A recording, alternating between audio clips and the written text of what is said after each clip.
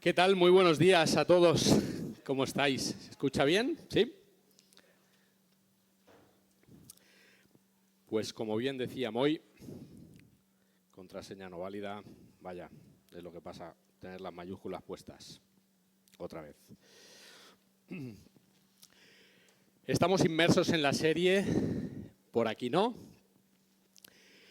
Hay temas en los que la Iglesia no estamos dispuestos a negociar, como es normal.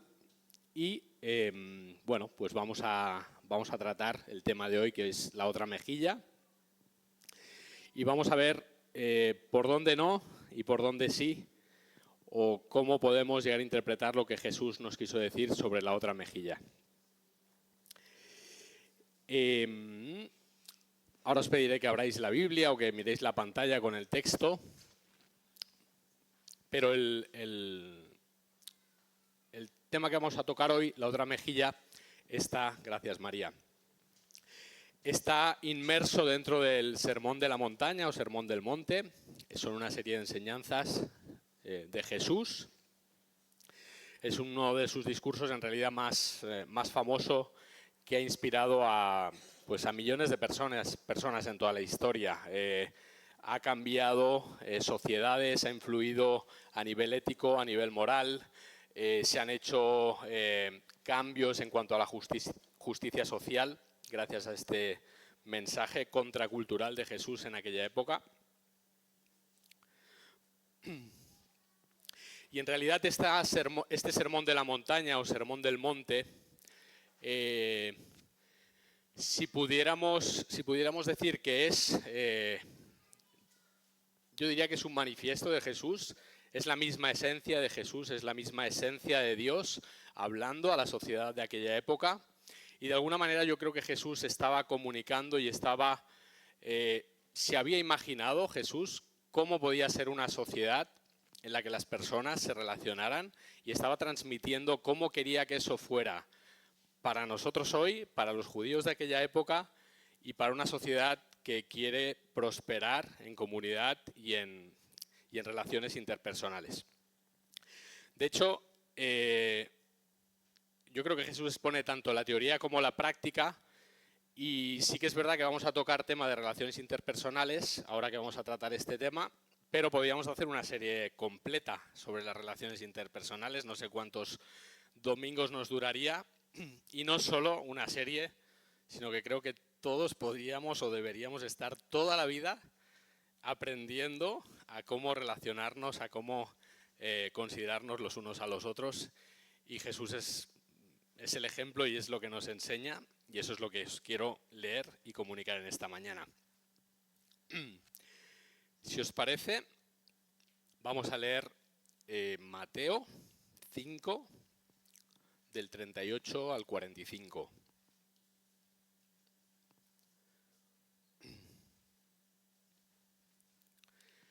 En este sermón de la montaña Jesús habla, quizá la parte más famosa son las bienaventuranzas.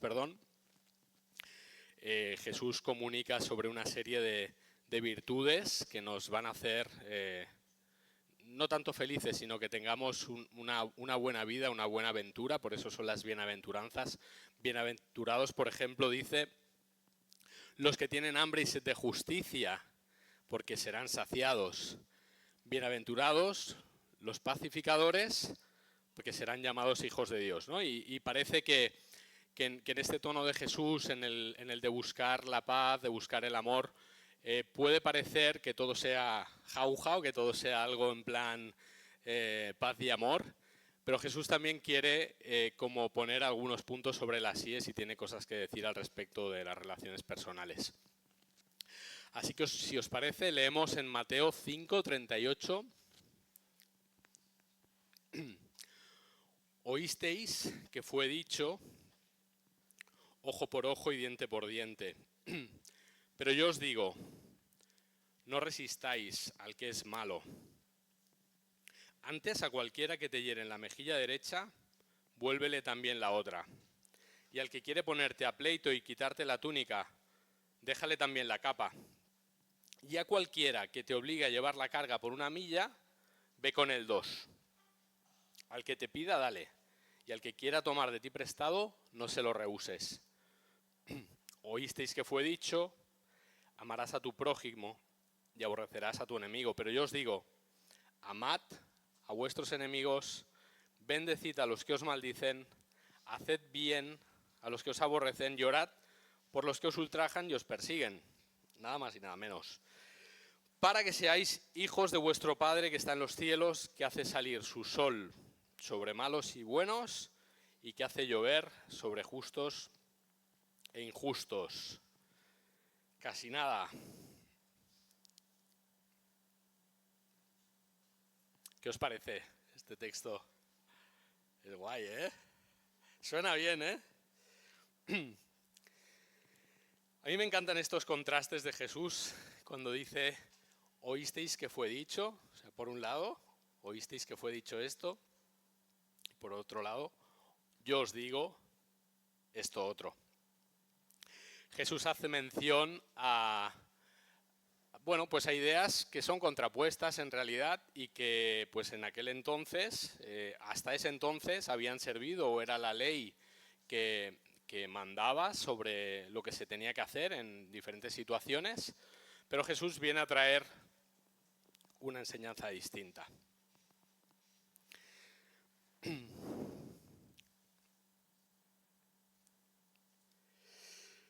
Vamos a ver cuál era la ley que regía hasta ese momento. Oísteis que fue dicho, ojo por ojo y diente por diente. Jesús estaba refiriendo a la ley del talión. Era una ley que ya aparecía en el Código de Hammurabi, que es una de las bases del Antiguo Testamento.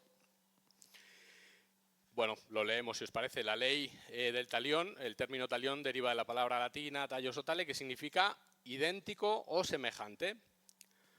De ahí se deriva la palabra castellana tal. De modo que no se refiere a una pena equivalente en plan, bueno, pues si tú me haces esto, mira, yo te voy a devolver con esto otro o algo similar, ¿no? Entonces, a lo que se refiere es a una pena idéntica, exactamente igual. Esa era la ley, esa era la teoría. Cuando a alguien le arrancaban un ojo, pues bueno, una pena idéntica sería que esa persona que ha sido agredida vaya y le arranque el ojo a la otra persona, está totalmente en su derecho. Ojo por ojo, diente por diente. Hay ejemplos que son, pues como muy sencillos, que no diríamos que no diríamos, oye, pues es que me parece que te estás pasando. Pero el problema de esta ley, pues era que no siempre era tan fácil delimitar cuál era el daño causado, es decir, pues bueno, digamos que no había una flexibilidad necesaria como para decir, vale, pero esta situación, ¿cómo la interpretamos, no?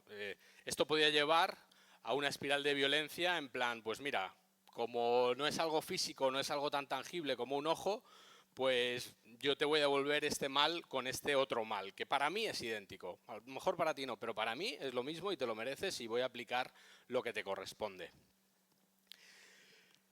Entonces, claro, esta ley, pues servía para lo que servía y era válida hasta que Jesús dice, yo os voy a traer esto otro. ¿Qué es lo que nos trae Jesús? Podemos leer bien. El antecedente era la ley del talión, ojo por ojo, diente por diente, pero yo os digo, no resistáis al que es malo. Antes a cualquiera que te hiere en la mejilla derecha, vuélvele también la otra, y al que quiera ponerte a pleito y quitarte la capa, déjale también la capa. Y a cualquiera que te obligue a llevar carga por 1 milla, ve con él 2. Al que te pida, dale, y al que te quiera tomar prestado, y al que quiera tomar prestado de ti, no se lo rehuses.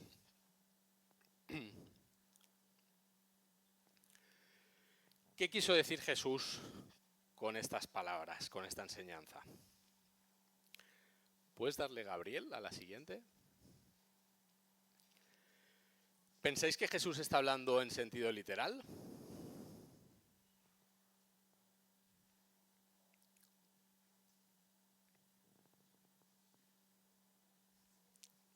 No es una respuesta sencilla. Sí, pero no, dicen por ahí. Bien. ¿Alguien de vosotros se os ocurriría a día de hoy, en los tiempos que estamos, aconsejarle a un adolescente, a un niño o niña que está en el cole siendo abusado, sufriendo de mobbing, cosa bastante habitual a día de hoy todavía en nuestros colegios y institutos? ¿A alguien se le ocurriría decirle, oye, mira hijo, es lo que hay, si te pegan en la mejilla derecha, pues ¿qué lo pone ahí? Ponle la izquierda también. ¿Alguien daría este consejo o alguien recetaría a una persona que está siendo maltratada en su hogar? ¿Alguien aplicaría esta receta a ese tipo de situaciones o situaciones similares?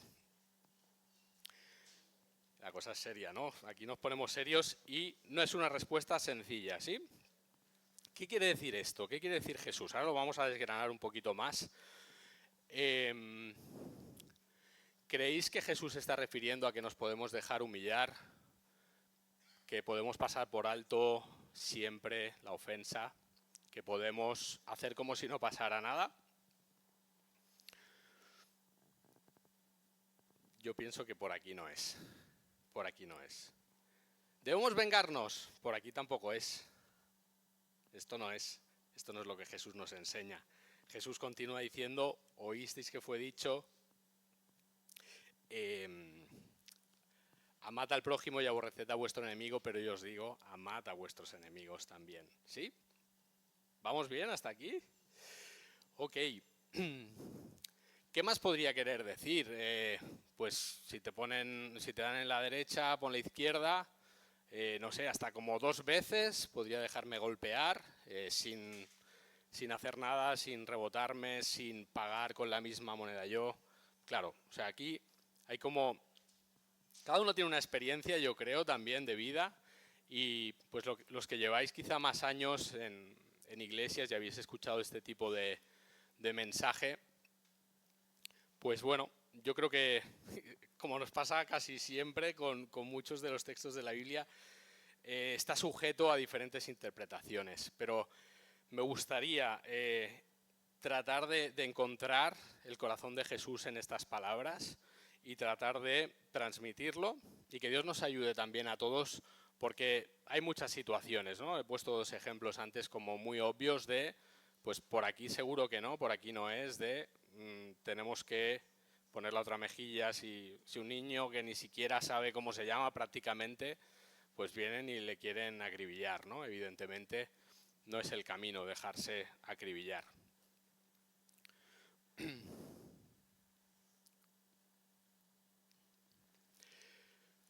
¿Puedes poner la siguiente, porfa? Jesús, antes de mencionar el golpe en la mejilla, lo primero que dice es, no resistáis al que es malo. Lo que está diciendo es, no caigas en sus redes, no entres en este juego de, vengo a hacerte daño, pues mira, yo te la voy a devolver y te voy a hacer lo mismo que tú, o te voy a hacer esto que a ti te va a molestar también y te voy a, bueno, al final voy a pagar también con dolor, voy a pagar con una moneda que a lo mejor no es la misma, pero también voy a hacerte frente, ¿no? En realidad, Jesús nos está diciendo que no debemos reaccionar de manera violenta, como quizás esperaría el opresor, contra alguien que es malo, que viene con maldad a hacernos daño. Podría ser una definición resistir al mal de una manera no violenta. No de manera pasiva, en plan, bueno, me has hecho esto, no voy a actuar, no tengo iniciativa propia, no hay nada que yo pueda hacer, que Dios se encargue o que otra persona o que alguien haga algo para salir de esta situación. Tampoco de manera agresiva, en plan, pues voy a ir a por ti, ¿no? Yo creo que Dios nos ha dado una responsabilidad a cada persona de quiénes somos, de lo que nos pasa, de las cosas que vivimos, y creo que Dios nos llama a cómo vivir, cómo actuar en medio de estas situaciones. Podríamos decir cómo reaccionar. Ese término quizá implica ahí hay como un sentido un poco más negativo de, pues mira, me lo has hecho, voy a reaccionar. Pero sí Jesús nos da una responsabilidad de, te está pasando esto, ¿qué vas a hacer, no? ¿Cómo vas a actuar? ¿Cómo vas a hacer frente?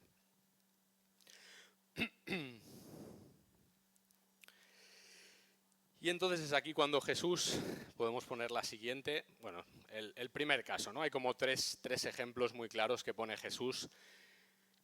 Y el primero es, si alguien viene y te abofetea en la mejilla derecha, ofrécele la mejilla izquierda.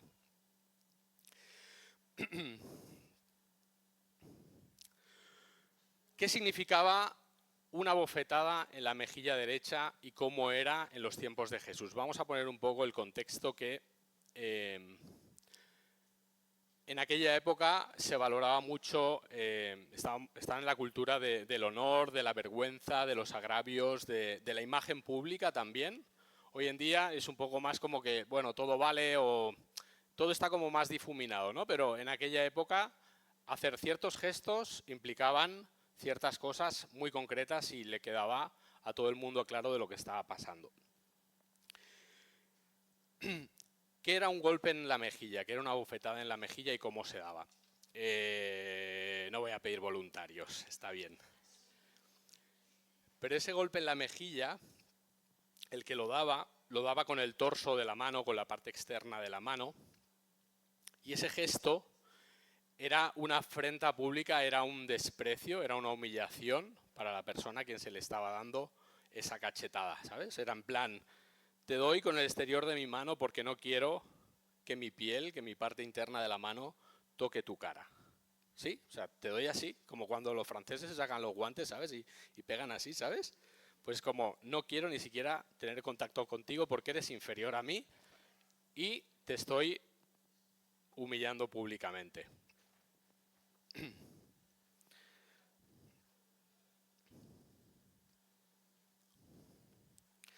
Entonces, poner la mejilla izquierda. ¿Qué era la mejilla izquierda? De alguna manera poner la mejilla izquierda era un rechazo al insulto en sí, era posicionarse y decir, está bien, me has dado un golpe de esta manera, con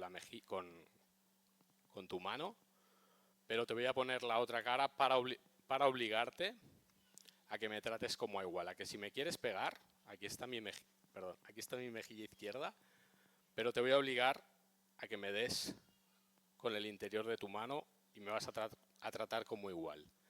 Dar con el interior de la mano era muy distinto a dar con el exterior de la mano. Os quiero también leer para que entendáis un poquito las palabras según el origen, por si nos pueden ayudar.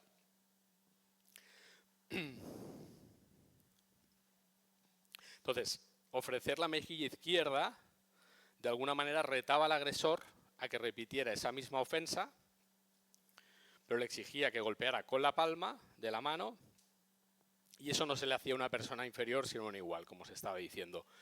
Era de alguna manera una afirmación de que el oponente no tiene poder para avergonzarme. Y el honor que yo tengo, aunque sea tu víctima, no depende de lo que tú me estás haciendo porque yo voluntariamente te estoy ofreciendo mi mejilla izquierda. De alguna manera se estaba reconfigurando la relación para que se pudiera tratar como a un igual.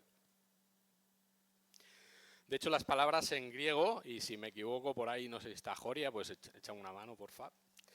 ¿Qué era la derecha? La derecha en griego, era la palabra utilizada en este texto, era dexios, que además de referirse evidentemente a la derecha, simbólicamente también se refería a una posición de autoridad o un lugar de honor, un lugar de autoridad. Y cuando aparece la palabra vuelve la otra mejilla, ese vuelve o ofrece la otra mejilla, la palabra en griego es estrefo, que significa dar la vuelta, girar. ¿Me estáis siguiendo hasta aquí, más o menos? ¿Sí?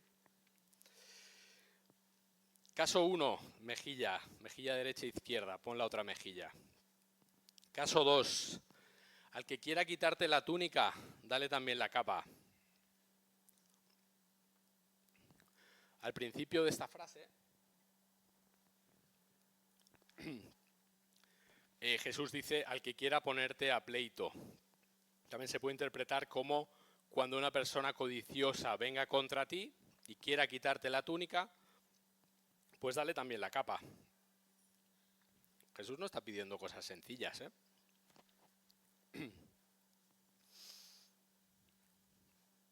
Jesús de alguna manera está enseñando que la resistencia a esa codicia se puede hacer de una manera creativa, generosa, diferente. Os lo voy a leer para que no me deje nada, porque esto creo que es importante también. En este caso, una persona codiciosa aplasta a una persona pobre. Viene una persona contra ti que quiere ganar una demanda, pues dice: una persona codiciosa aplasta a una persona pobre con una demanda injusta y exige su túnica como garantía. En este caso, la ley hebrea permitía que los israelitas usaran las prendas externas o el abrigo de una persona como garantía de un préstamo. Pero ese abrigo debía devolverse antes de la noche para que la persona lo pudiera utilizar por si necesitaba abrigarse. Entonces, si renunciabas voluntariamente al abrigo, sería un gesto de mucha generosidad, y de alguna manera Jesús nos está enseñando que una forma de vida que confía en el poder de una respuesta generosa no se paga con codicia. Alguien también interpreta que es que de alguna manera tú, como persona oprimida, estás dispuesto incluso a quedarte desnudo. Y en aquella época, el quedarse desnudo, cuando alguien te estaba reclamando algo, era poner en evidencia a quien te lo estaba reclamando. Era algo como súper injusto, súper incómodo, y Jesús, de alguna manera, está llegando a plantear esa posibilidad. Si alguien te quiere quitar esto, pues mira, no se lo niegues, y si te llegas a quedar desnudo, esa persona, no te preocupes, que va a quedar en evidencia. De alguna manera es como la generosidad radical de esa persona que está haciendo ese acto contrasta con la avaricia del oponente. Caso número 3. Esto, no sé quién ha visto la serie de Chosen, no sé en qué capítulo tal está, pero aparece, es bonita la secuencia también donde aparece. En el caso número 3, el de la milla, sí, el de la segunda milla. Bien. ¿Cómo era esto? En aquella época también, volvemos al contexto, no podemos leer estos textos sin entender un poco dónde estábamos, dónde estaban los personajes, qué pasaba en aquella cultura. Un soldado romano tenía el derecho de pedirle a un ciudadano judío: llévame mis cargas personales, mis objetos, todo mi apero, llévamelo tú por una milla. Y la persona, el judío que estaba ahí, pues no podía decir que no. ¿Era algo justo? No. ¿Era algo legal? Sí. ¿Lo podían hacer? Lo podían hacer y tú estabas obligado a hacerlo. Ahora bien, ¿por qué dice Jesús si alguien te obliga a llevar la carga durante una milla? ¿Por qué dice Jesús llévasela 2? Es nuevamente un acto de generosidad extremo, y que en este caso pone nuevamente en evidencia al soldado romano que está haciendo esa petición. Es decir, llevarlo durante una milla estaba permitido, era legal, pero solo podían hacerlo por una milla, solo te podían obligar por una milla. ¿Qué pasaba si tú voluntariamente te ofrecías para llevarlo una segunda milla? El soldado romano podía ser castigado. Interesante, ¿eh? Estaba penado hasta con prisión, que el soldado romano obligara a un ciudadano que llevara su petate durante más de una milla, que es 1,5 kilómetros. No sé cuánto pesarían esos bultos, pero pues no sé, 30, 20, 40 kilos, no lo sé. Es muchísimo peso, muchísima distancia, pero Jesús nuevamente te está diciendo: haz algo distinto y que con tu generosidad esa persona quede en evidencia. No te resignes solo a llevarlo una milla, sino que da un poquito más. Creo que esto nos puede ayudar un poco a entender, ¿no? Pero ¿cómo es? ¿Tengo que llevarlo una segunda milla porque sí? ¿Porque debo ser generoso? ¿Porque pues al final somos cristianos y la paz y el amor tiene que reinar por encima de todo? Sí, no, había una intencionalidad en esto también. Era como no dejes que esta persona te maltrate y te manipule y haga contigo lo que quiera. Es decir, ante eso, ¿cómo vas a reaccionar? ¿La vas a odiar? ¿Vas a ponerte a su nivel? ¿Vas a hacer algo en contra de esa persona? No, voy a ser generoso y voy a devolver y hacer esto, pero lo voy a hacer desde otro lugar, desde un lugar distinto. ¿Cómo se hace esto? No lo sé. Yo estoy... No, luego hablamos.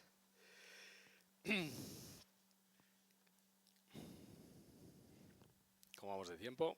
Vale. Bien. ¿Qué hace esta resistencia no violenta? Pues bueno, entre otras cosas, da poder y dignidad a la persona que está siendo agredida. Como decía Jesús con respecto a la ley del talión, frena la espiral de violencia, hace que esa escalada de tú me has hecho, yo te hago, tú me has hecho, yo te hago, no vaya más y se frene. Propone una alternativa creativa a la violencia, avergüenza al que pretende avergonzar y también ridiculiza al agresor y a la injusticia. Incluso me imagino que puede haber cierto sentido del humor en estas cosas, ¿no?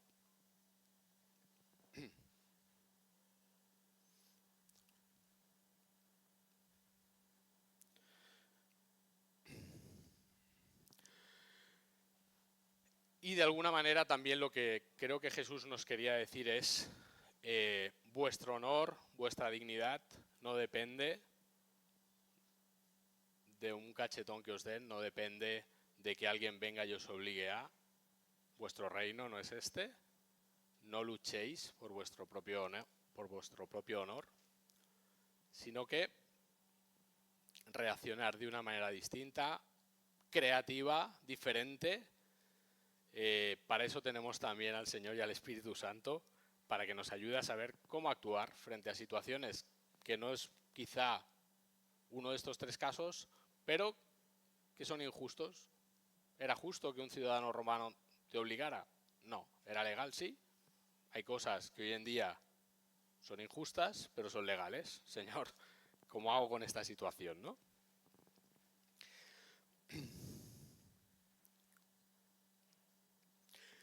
Bien. ¿Podemos ir a la siguiente, por favor?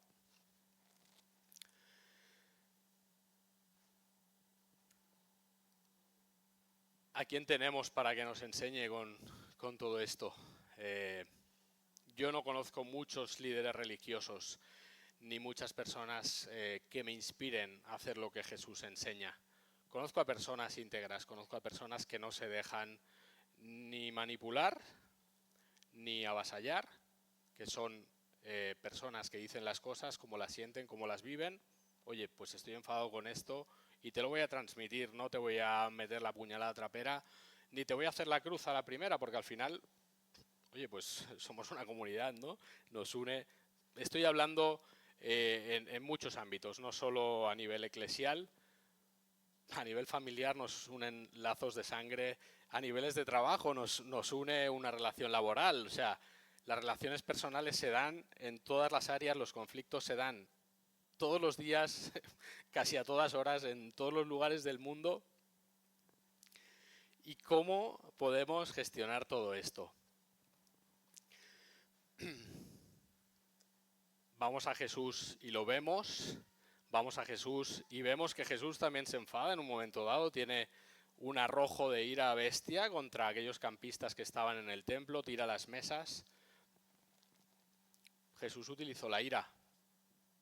¿Estamos bien con lo que es la rabia y la ira? Yo sé que hay emociones que no nos gusta tocar en las iglesias, que es como que el amor, la paz, hay cositas con las que estamos bien, pero yo creo que la ira es una emoción que ha puesto también Dios en el ser humano y que nos sirve para ciertas cosas y que necesitamos aprender a gestionar.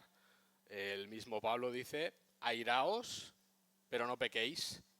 Utilizar esta ira, oye, pues me has hecho esto, estoy enfadado, me has ofendido, quiero arreglarlo contigo, te perdono, te quiero, pero me gustaría tener una conversación sobre esto que ha pasado, ¿no? ¿Se puede hacer esto? Sí.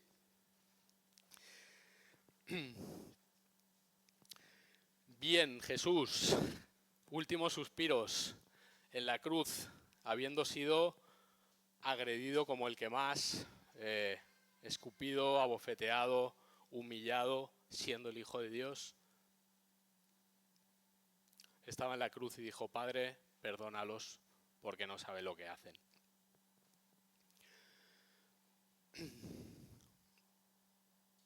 Y quiero leeros también este texto, que también se encuadra dentro del sermón de las bienaventuranzas y que aparece después de que Jesús hiciera la oración del Padre Nuestro, que además de Jesús decirnos cómo relacionarnos unos con otros, también nos enseña a relacionarnos con el Padre.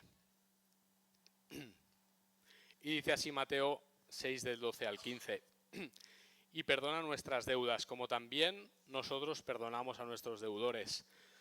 Y no nos metas en tentación, o nos dejes caer en tentación, mas líbranos del mal, porque tuyo es el reino y el poder y la gloria por todos los siglos. Amén. Versículo 14, y aquí es donde duele. Porque si perdonáis a los hombres sus ofensas, os perdonará también a vosotros vuestro Padre Celestial.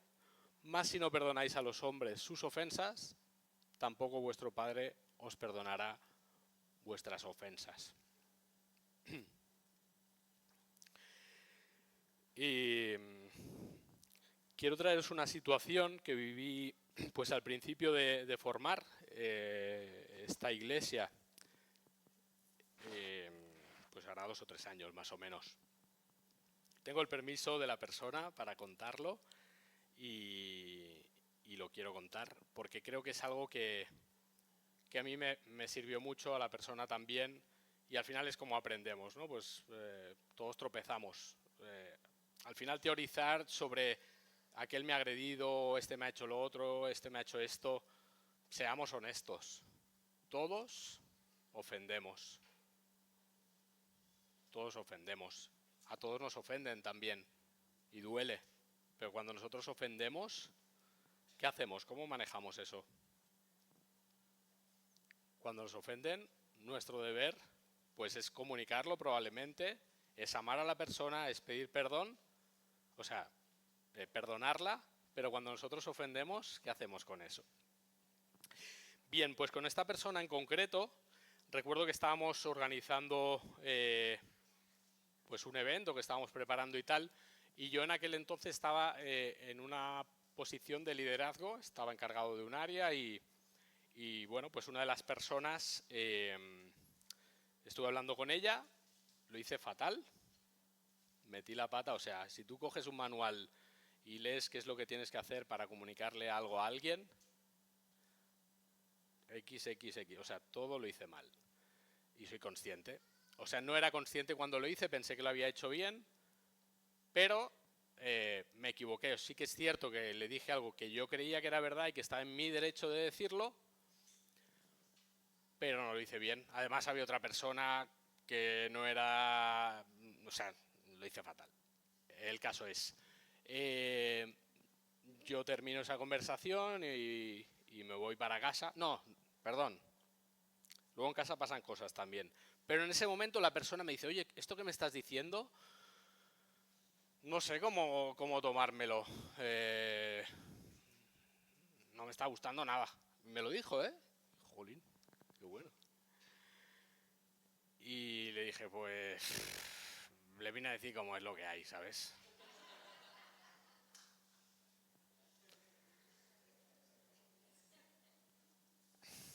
Una más, una batallita más que contar. Equivocarse, levantarse, ensayo, error. Claro que el ensayo muchas veces es con personas y las personas somos humanas, somos de carne y hueso, tenemos piel y las cosas nos duelen. Pero puedo comunicar esto yo a día de hoy y tengo su permiso. Y a día de hoy esta persona es una persona que admiro un montón y creo que el sentimiento es mutuo. Entonces, ¿qué hice? Cuando él me dice eso, tal, durante la semana le empiezo a hablar y veo una distancia brutal. Digo, uy, pues parece que sí que le siento mal, ¿sabes? Creo que debería hacer algo al respecto. Y, oye, pues cuando me di cuenta, pues te pido perdón con todo mi corazón. No, o sea, no pensaba que esto que te estaba diciendo te fuera a hacer tanto daño. Realmente lo siento. Y no hay argumentos. O sea, tampoco es, no creo que lo hice, eso sí lo hice bien porque era como muy consciente. De hecho, me estaba doliendo a mí su dolor. No sé si os ha pasado eso, pero cuando uno se da cuenta de que con sus palabras o con sus actos ha ocasionado un dolor a alguien, a quien quieres, y creo que al final ese es el vínculo y el objetivo, ¿no? O sea, no me voy a sentar contigo para hablar de un conflicto porque yo tenga razón, sino porque, oye, te aprecio, ¿sabes? Eres mi hermano, o sea, quiero resolver esto contigo y me gustaría llegar a un acuerdo y si me he equivocado, pues lo siento, te pido perdón. Y recuerdo que esa rabia que él tenía, ese enojo, le duró bastante tiempo. Y a mí me sirvió también para decir, oye, pues es que es bastante más grave de lo que pensaba. Esa persona me perdona, me siento liberado, evidentemente, me humillo porque no me quedaba otra. No creo que sirva decir, pues es que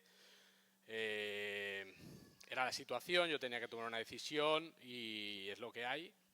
Creo que aunque estés en autoridad, por supuesto, si estás en autoridad, pide perdón si te equivocas. Eso no te resta autoridad, eso te da autoridad, te da un peso, ¿sabes? Un decir, oye, pues te admiro, ¿sabes? Te admiro porque has sabido gestionar esto y has sabido ser humilde en medio de esta situación, ¿no? Me ha encantado la primera canción. Nada es imposible. En ti todo es posible, ¿sí? Y, ostras, qué malos somos a veces, qué buenos somos cantando y aprendiéndonos las canciones y recitándolas y creemos en un Jesús que todo lo puede, pero muchas veces, seamos honestos, no creemos que Dios pueda arreglar una situación interpersonal, bien sea provocada o nosotros creamos que ha sido provocada por la otra persona y que no se quiere dar cuenta, que no quiere pedir perdón. ¿Cuánto nos cuesta agachar el ala, ¿sabes? Y nos cuesta pedir perdón y nos cuesta perdonar. Y evidentemente hay ofensas que no son sencillas de perdonar. Hay cuestiones muy profundas, muy dolorosas que no se arreglan en una mañana como hoy probablemente, que no se solucionan, que incluso son traumas que requieren de seguimiento y de tratamiento. Pero el perdón al final es una decisión, es un acto sobrenatural también. Si Dios no interviene, probablemente con tus fuerzas no puedas perdonar, pero tenemos a Dios, tenemos al Espíritu Santo, podemos pedirle ayuda y podemos decir, Señor, pues es que quiero perdonar, Señor, quiero pedir perdón, porque me doy cuenta de esto. Y muchas veces no hace falta que te pidan perdón para que tú perdones. A veces no va a ocurrir, a veces va a ser una persona que ya ni existe, pero Señor, ¿qué quiero hacer con esta persona? ¿O qué quiero hacer con esta situación generada o con este dolor que siento? ¿Qué hago? Estoy atado con esto. Si vosotros no perdonáis a los que os ofenden, Dios nos perdonará. O sea, creo que es una responsabilidad como seguidores de Jesús mantener o buscar la paz, buscar el perdón y la reconciliación. Necesitamos ser agentes de reconciliación. Bienaventurados los pacificadores. ¿Voy a callarme a todo? No. ¿Voy a ser siempre humilde y voy a dejar que me pisoteen? Pues tampoco, ese no es el camino. ¿Me voy a poner violento? Pues tampoco, ¿a qué lleva eso, no? Y en esta mañana No sé si tenía algo más para deciros. Pero bueno, básicamente creo que os he trasladado lo que está en mi corazón, lo que entiendo que Dios quería traeros. Hay un concepto que vivimos muy a menudo también, que es cómo nosotros justificamos nuestros actos, cómo hacemos autojusticia de situaciones, así como estaba súper claro cómo había que hacer con los agresores. Bueno, como Jesús dice esto y está todo un poco en una nebulosa, ¿no? Y puedo reaccionar o puedo darme la vuelta para que no me den de esta manera, o puedo llevar la milla extra, la carga y tal. No nos justifiquemos, hay cosas que son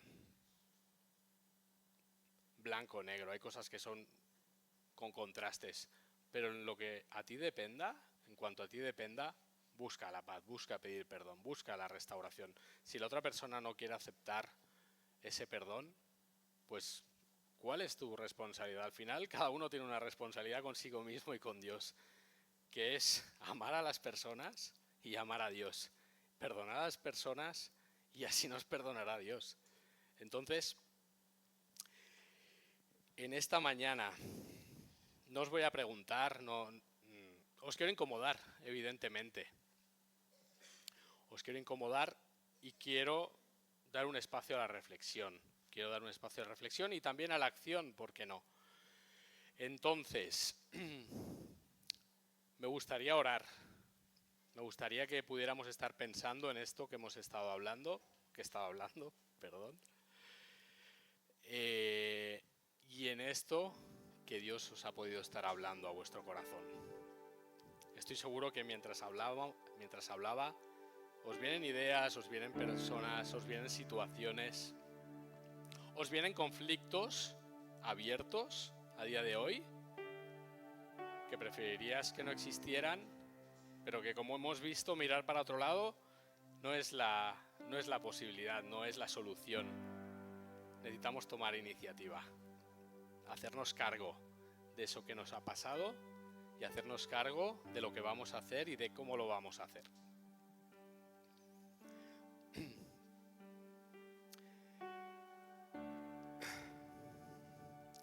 Entonces me gustaría orar un ratito y es temprano, es la 1:45.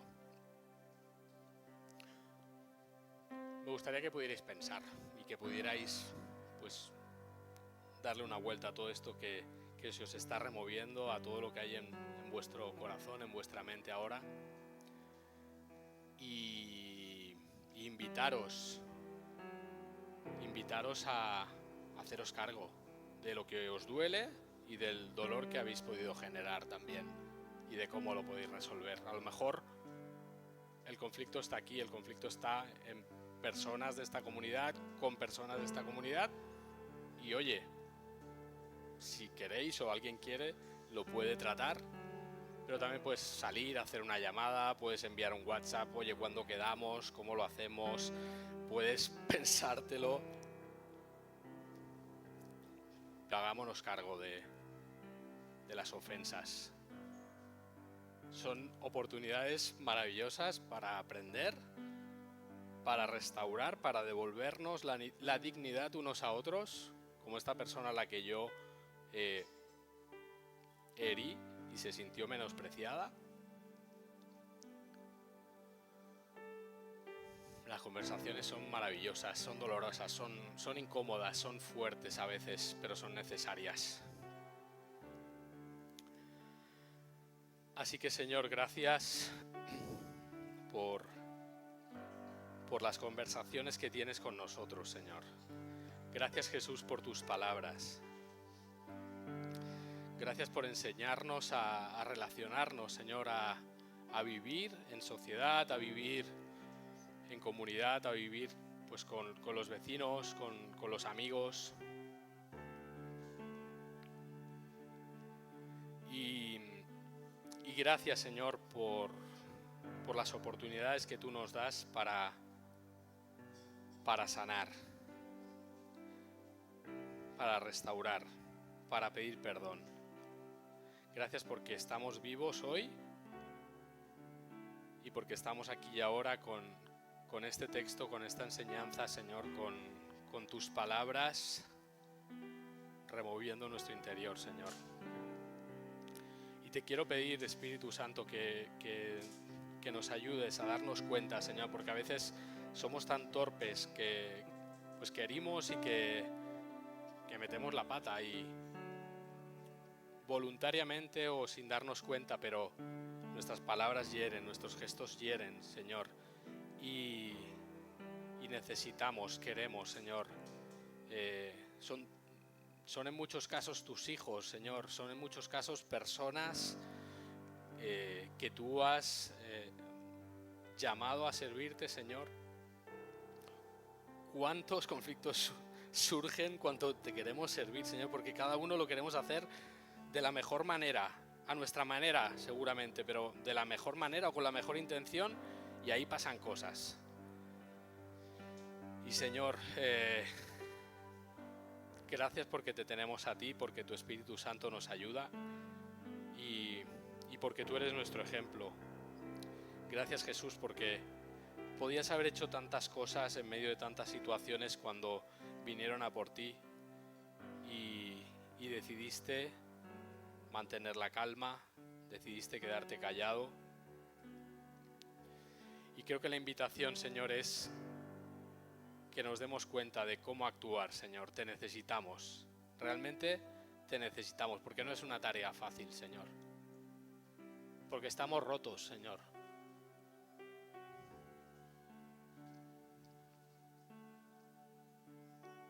Y cuando estamos rotos rompemos a otros.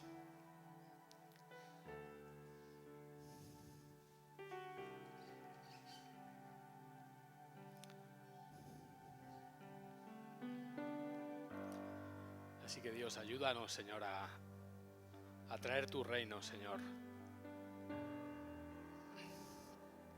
Tu reino, Señor, aquí, tu reino en nuestras casas, tu reino con nuestras familias, con nuestros amigos, con nuestros hermanos, Dios.